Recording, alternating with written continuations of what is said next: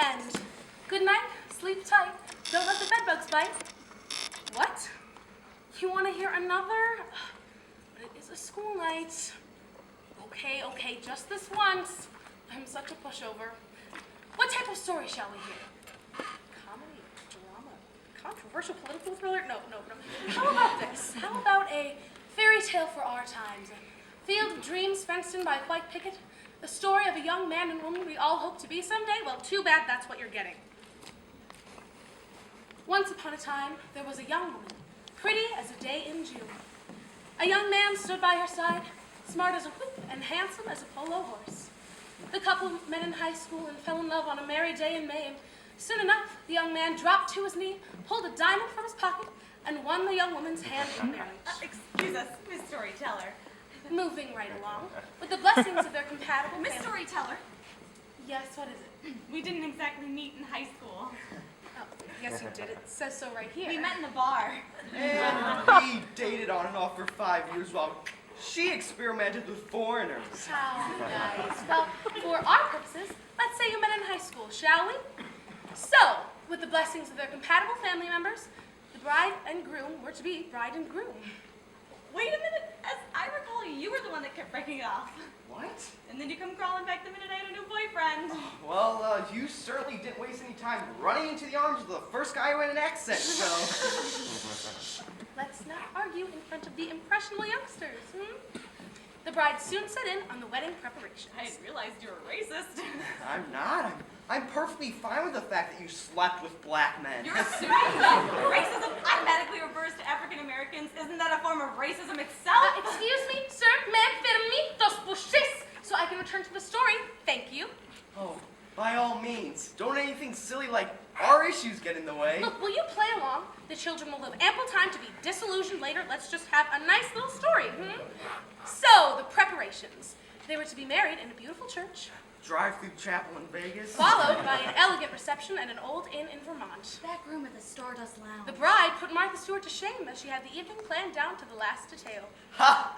That really sounds like you. From the linen napkins to the centerpieces of Italian ruscus and purple freesia. Okay, I think she was invited to the wrong wedding. Yeah, and why is she assuming that the bride always hesitates? Does it never occur to anyone that the groom might want to participate?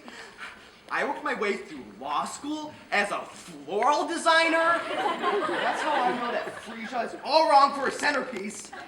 Except maybe as an accent flower.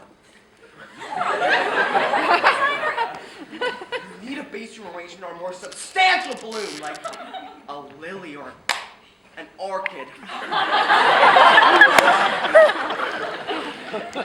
Brad, is there something you'd like to tell me? Actually, there is something that I would like to tell these children so they can get to bed at a decent hour. The story. Well, help you help us. So, they had their flawless reception for 300 guests at a turn of the century inn in Vermont, Okay, we're not from Vermont. We've never even been to Vermont. at which all had a delightful time. What do you mean? Is there something I want to tell you? Immediately following the splendid reception, That means there's something you haven't been honest with me about, with yourself about. Like what? the bride, at the tender age of 24. What? What's so funny? She's not even close to 24. Now, wait just a minute here, Buster Brown. Whose story is this? Ours! Wrong! This is a fairy tale, and I'm going for prototypes. But I'm 35. Well, in this story, you're 24. The average American woman gets married at 24. How old does that make him then? 27. Why, how old is he really? I'm the one who's 24. Isn't that a little young to be getting married? How is 24 okay for him, but not for me? You're the woman. You're supposed to be younger. Jesus Christ. As I was saying before I was interrupted for the umpteenth time, children, immediately following the splendid reception, the bride at the tender age of 24 was whisked away in a horse-drawn carriage by her 27-year-old Prince Charming. Whisked away where? No, to the airport. Which one? The airport of Vermont. Which one? There's one in Burlington and one in Mount Polaire. How did you know that? I majored in geography. You did? So, Miss Fancy Pants, which one was it? The one where you caught your flight to Hawaii for your honeymoon. Okay, this fairy tale is completely out of hand. Everyone knows that there's no connecting flights from Vermont to Hawaii. You have to go through Logan or LAX or both. Anyway, I highly doubt that they would let horses on the terminal. Oh, for God's sake, what's the big deal in telling the children a nice little bedtime story? No one's life ends up like that. How many kids are going to live up to the version of your story? None. They can't. It's too much pressure. It's like why Catholic women are so messed up because you can't be a virgin virgin and be a mother. And Brad, I probably shouldn't have married you to start with. Shayna, how can you say that? You're probably gay. What? How many straight male floral designers do you know? That's what you thought I needed to be honest about? You didn't even know I majored in geography. If we're talking averages here, most people don't get married in Vermont. They get married in their one-horse hometowns with Walmarts and bad zoning. What's wrong with that? Nothing! That's my point. Most people do get married in their one-horse hometowns, or most people do cheat on their spouses, or go through marriage counseling, or sell everything they own to get into a lousy nursing home. So put that in your fairy tale and smoke it. Okay, no one is smoking anything. There are children present. Because God forbid we tell them what life is really like. Well, she's got a point there. You're opening yourself up for multiple class action suits, Missy. Okay, that's it. I've had it. You want the truth, the whole truth, and nothing but the truth? The whole enchilada, the proverbial hook, line, and sinker? Well, far be it from me to give these children something with which to aspire. Okay, lay it on us. I'm ready. I'm ready. We're ready. I'm warning you, it won't be pretty. Okay, Say I get it. it. I You understand. got it, yeah. I'm such a pushover. Once upon a time, in a trailer park not so far away, there lived a woman approaching middle age who drank a lot of bourbon, smoked a pack a day, hung out in places where they throw peanut shells on the floor, Right already. and a young, slightly effeminate man who kissed a fellow Eagle Scout, but since it only happened once when he was 17 and drunk on Kahlua, he still considered himself straight. Hey, hey, hey. The man and the woman met at a bar one night where they got drunk and slept together afterwards at her place.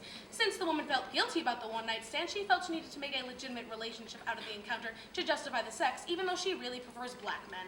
To stay deep in the dark closet, the man proposed to the woman, and since she's 35 and, let's face it, not getting any younger, she accepted his pathetic offer because it was a real ego boost to have snagged a hot stud 11 years younger than she, even if he does have the occasional problem getting a stiffy with her because he's really gay.